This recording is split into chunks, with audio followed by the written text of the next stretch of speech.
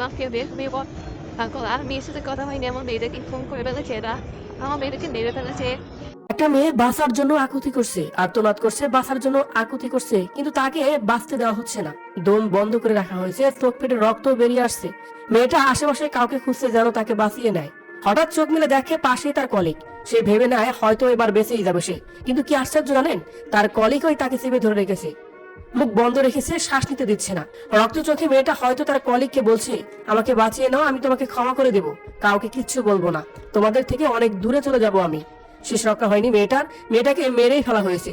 শুধুই কি মেরে ফেলে ক্ষান্ত হননি, তাকে সংঘবদ্ধভাবে ধর্ষণ করা হয়েছে। শরীরে পাওয়া যায় 150 গ্রাম সিমেন্ট, 113টা দাগ।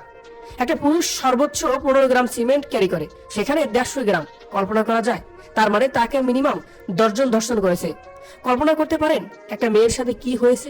বলছি কলকাতার ডাক্তার মমিতা দেবনাথের কথা। কি এক জীবন মমিতার, মৃত্যুর আগেই নরক দর্শন করে গেল সে। সবচেয়ে দুঃখের বিষয় কি জানেন, যারা এই খুন বা ধর্ষণের সাথে জড়িত তাদের শাস্তি দেওয়ার পরিবর্তে বাঁচানোর লড়াই চলছে, প্রমাণ লোপাটের লড়াই চলছে সেখানে। আজ কলকাতা সহ সারা ভারত উত্তাল, শিক্ষার্থীদের আলোড়নে ভারত কাঁপছে।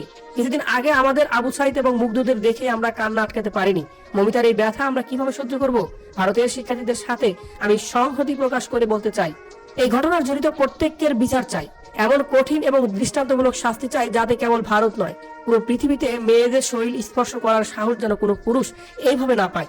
মমিতার সাথে যে করুণ ঘটনা ঘটেছে তা হয়তো পৃথিবীর কোনো লেখক বা উপন্যাসিকের ক্ষমতা নেই এইভাবে বর্ণনা করার, এইভাবে লেখার। হয়তো আর কলম চলবে না, নয়তো দম আটকে যাবে।